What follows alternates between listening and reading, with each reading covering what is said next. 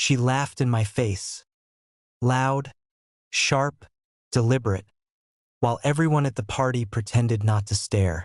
"I could drop you right now, Mark," she said, draping herself over a man who wasn't me. They all expected me to swallow it, to smile like a beaten fool. Instead, I simply said, "Try it," and the room froze.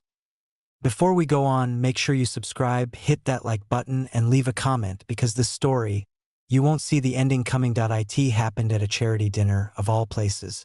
Candlelight, soft jazz, clinking glasses. The kind of event where everyone whispers politely and pretends their marriages are perfect. My wife, Sarah, thrived in those rooms. She had a talent for floating just above the floor, always glowing, always admired. I used to love watching her like that. Not anymore. That night, I stood near the bar, swirling ice in my bourbon, trying to focus on the music instead of the growing ache of suspicion that had lived in me for weeks. The hall smelled faintly of citrus and perfume, and laughter bounced off the marble like tiny shards. Mine wasn't among them. My role had quietly shifted from partner to prop, and I felt every inch of it. Across the room, Sarah held court in a shimmering gold dress, her hand casually resting on the forearm of a man named Cole Turner. Cole, with his perfect teeth, perfect tan, and the perfect talent for sniffing out other people's money. He leaned in every time she spoke, too close, too eager. She didn't push him away. She didn't even look guilty. I watched her tilt her head back, hair falling over her shoulder like she'd practiced it. I watched her let Cole whisper something that made her throw that brittle, glittering laugh into the air. And when their eyes drifted toward me, something inside her sharpened. Like she wanted the cut to land exactly where it would hurt most. I'd seen signs before tonight. Little ones, changing passwords, whispered phone calls, new friends who appeared out of nowhere. And the worst part, she talked to me less, but looked through me more. Still, I stayed quiet, listening, watching, measuring the space between who she once was and who she'd decided to become. When dinner was served, we sat at a round table with donors, city officials, and the kind of people who wore wealth the way others wear cologne. Sarah was electric that night, laughing too loud, touching my arm only when someone else was watching. Her champagne glass stayed full for exactly 3 minutes at a time. Cole was at the table beside ours, close enough that their conversations kept bleeding together to some point. She leaned across me, not to touch me, not to kiss me, but to call out to him. "Cole, you know what I tell everyone about Mark?" she said with that sugary, poisonous charm. "He's dependable, predictable. Honestly, I could leave him right now and he'd probably just apologize for being boring." The table laughed. I didn't. Inside, something finally clicked into place. Not anger, not shock, a kind of cold clarity. Like finding the blueprint to a building you'd lived in blind. I set my fork down. Slowly, deliberately. My pulse didn't jump. My voice didn't shake. I just turned my head toward her and said, quietly but clearly enough for the tables around us to hear, "Try it." Her smile froze mid-performance. The laughter died in a single synchronized breath. Even Cole, smug and polished, blinked, like he'd just realized he'd stepped into the wrong room. Sarah stared at me as if seeing me for the first time. Her lipstick-perfect lips parted, but no words came out. For one perfect second, the ground shook beneath her confidence. And I felt nothing. No panic, no regret. Just a silence so sharp it belonged in a thriller. But before you think this is the moment everything fell apart, you need to understand something. Moments like these don't appear out of thin air. They grow, they rot, and sometimes they come with warning signs so obvious you only miss them because you're trying not to look. My warning sign arrived 3 weeks earlier, on an ordinary Wednesday afternoon. A day I should have forgotten but didn't. A day I walked into our home early and heard my wife say a sentence that snapped the frame of my life clean in half. She wasn't laughing then, and neither was I. 3 weeks before that charity dinner, I came home earlier than planned. It was one of those pale, quiet afternoons when the sky looks washed clean and the whole world feels honest. I remember thinking it would be good to surprise Sarah, maybe take her out to dinner, remind ourselves who we used to be. I stepped inside our house, expecting music, or the scent of one of her candles, or at least the rhythm of her footsteps. Instead, I heard her voice drifting from the upstairs hall, low, sharp, and threaded with something I hadn't heard from her in a long time. Excitement, but not for me. I moved quietly, leaning against the wall just before the doorway to her walk-in closet. I could see a sliver of her reflection in the mirror. Phone pressed to her ear, smile twisting the corners of her mouth. "No, Karen, he has no clue," she whispered. "Mark doesn't notice anything unless it's written on an invoice. He thinks paying the bills is the same as paying attention." She laughed softly, but it wasn't the laugh she used at dinner parties. It was smaller, meaner. "Cole understands me. He actually listens. I can't leave yet, not until everything falls into place. You don't walk away from one bank until the other one's ready." She paused, adjusting a bracelet I had bought her for our anniversary. "Yes, the transfers are going through. Little amounts. He never checks the statements. Men like him just assume loyalty is guaranteed. He builds me a life and expects me to stay grateful for it." My pulse didn't race. My hands didn't shake. Instead, a cold, steady stillness settled into me, like stepping into a room where the temperature drops 20 degrees. She kept talking, going on about a fund she'd set up, something she'd titled after an art project she'd once pretended to care about. She even joked about how easy it was to move money when your husband trusts you. I recorded the last minute of it, not because I wanted revenge, but because I needed the truth to exist outside my own mind. When she hung up, I moved silently down the stairs, placed the flowers I'd brought home on the entry table, and walked out. I didn't leave a note. I didn't text her. I didn't rage. Rage is loud, and loud things get sloppy. I checked into a hotel, ordered nothing, turned on no lights, and sat on the edge of the unfamiliar bed, listening to the hum of the air conditioner. And in that quiet, I realized something that felt heavier than betrayal. I wasn't surprised. Somewhere along the line, I had stopped being her partner and become her platform. A way up, a way out, a way into rooms she wanted, wearing dresses she wanted, laughing at jokes she didn't understand but wanted to be seen enjoying. Once that truth settled in my bones, the next step was simple. In the morning, I met with my attorney, Stephen Grant, a man I'd known since we were young. He listened to the recording without raising an eyebrow. When it ended, he sighed, folded his hands, and said, "What do you want to walk away with, Mark? Just tell me that." "Peace," I said, "and everything that's mine."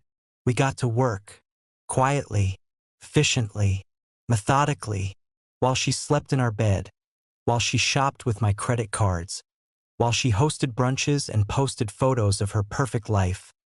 Stephen and I pulled every thread holding her illusion together, restructured my business assets into separate entities, closed or froze accounts she didn't know I controlled, collected documentation of every unauthorized transfer she had made, even found the private account she thought she'd hidden, labeled under the name of a fictional consulting firm. I moved my personal belongings, family heirlooms, old photographs, books, from the house one by one, storing them in a small apartment rented under my company. She never noticed. She noticed new dresses and new restaurants, but not the disappearance of a watch my father gave me or the painting my mother left me. At night, I acted the part she expected. Quiet, distant, worn-out husband. She thought she was winning. She thought she was outgrowing me. And the more arrogant she grew, the calmer I became. A week before the charity dinner, She humiliated me in front of longtime colleagues, mocking my work ethic, my routines, even my love of restoring historic buildings. She did it laughing, one hand on the shoulder of the wife of a man whose respect had mattered to me for 20 years. People looked away politely, embarrassed for both of us. I just smiled, a small, tight, patient smile, because by then, every piece was already in place. All I needed was the right moment, and that moment arrived at the charity dinner when she delivered her final insult, daring me to crumble. But I didn't. I simply said, "Try it," and for the first time in years, she was the one left standing in silence. What happened next changed everything. When I told her, "Try it," the whole room seemed to tilt, as if the air itself had shifted sides. Sarah's smile cracked like a glass dropped on stone. She waited for me to backpedal, to soften it, to save her performance. But I didn't give her a breath. I stepped forward into the warm light of the chandelier, the bourbon still in my hand, and spoke clearly enough that even the tables behind us stopped talking. "Go on, Sarah. Be with Cole. You've already been auditioning for the part." Her eyes blew wide, searching desperately for a joke in my expression. There wasn't one. Cole's grin collapsed. He straightened in his seat as if someone had just pulled a wire inside him. "Mark, man, maybe we should talk privately." "Oh, we will," I said. "In court." A ripple of whispers spread like wind across tall grass. I reached into my jacket, not rushing, not theatrical, just steady. I pulled out a single sheet of paper and placed it on the white tablecloth in front of her. "Those are the divorce filings. My attorney submitted them this morning." A faint gasp echoed from somewhere to the left. Sarah's face drained of color. "What?" she whispered, her voice tiny now, stripped of glamour. "You can't be serious." "I'm very serious," I said. "Your belongings, only the ones you purchased yourself, were packed earlier today.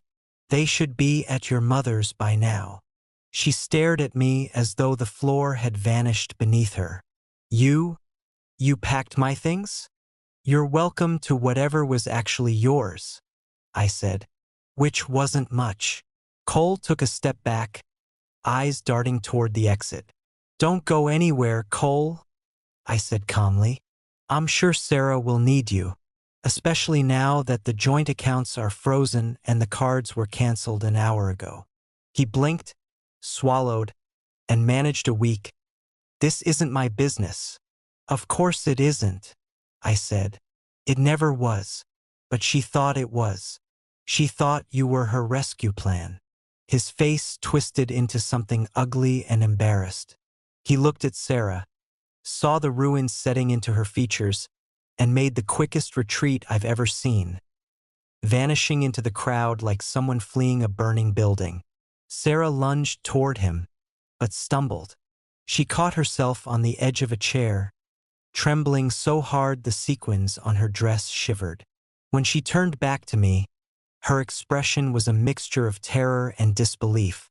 "Mark, please, don't do this here." "You did this," I said. No anger, no raised voice, just the truth placed gently in her hands like a weight she could no longer carry. "I'm simply done pretending." She opened her mouth to argue, but no sound came. Just a small, broken exhale. People stood frozen around us. Guests, donors, colleagues, watching the queen of the evening crumble. I placed my empty glass on the table, nodded politely to the stunned onlookers, and walked out of the hall. I didn't hear her call my name. I didn't look back to see if she tried. I left the building, stepped into the cool night air, and felt something I hadn't felt in years. Freedom. The next week was a storm, mostly on her side. Hundreds of texts, voicemails that spiraled from fury to pleading to self-pity. She tried everything. Apologies, threats, begging, bargaining, denial. I didn't reply to a single one. Meanwhile, her shiny circle of friends evaporated. Without my money smoothing her path, she wasn't interesting anymore. Cole blocked her number within 2 days. She tried fighting the divorce, but Stephen dismantled her case piece by piece. The prenup she'd signed without reading, the proof of her unauthorized transfers, the recording of her bragging to her friend. Even 2 contractors from a past event came forward about her unpaid bills. In the end, the judge had no sympathy. She walked away with almost nothing, just what the prenup required. Her art collection was liquidated to cover her debts. The villa sold. The life she'd used as leverage simply dissolved. Months passed. People told me she was living in a modest apartment with her mother, working a basic office job she hated, selling off her designer things one by one. They said she looked older, quieter, as if she was carrying something heavy all the time. I didn't smile at the news. I didn't celebrate. I didn't hate her. I'd already spent enough emotion on a woman who saw my love as a stepping stone. I simply accepted it as part of the architecture of consequences, something she built herself brick by careless brick. As for me, my life became simpler, warmer. My home finally felt like mine again. My work flourished without the weight of her judgment. People asked if I missed her, and the answer was always the same. I missed who I thought she was, not who she turned out to be. One evening, sitting on the balcony of my apartment, watching the city lights glow against the dark, I realized something that settled into me like truth carved into stone. You don't always need to raise your voice to protect your dignity. Sometimes silence does all the talking, and sometimes 2 quiet words, "Try it," are enough to rebuild a life from the ground up. If you want more stories like this, make sure you subscribe, hit that like button, and leave a comment.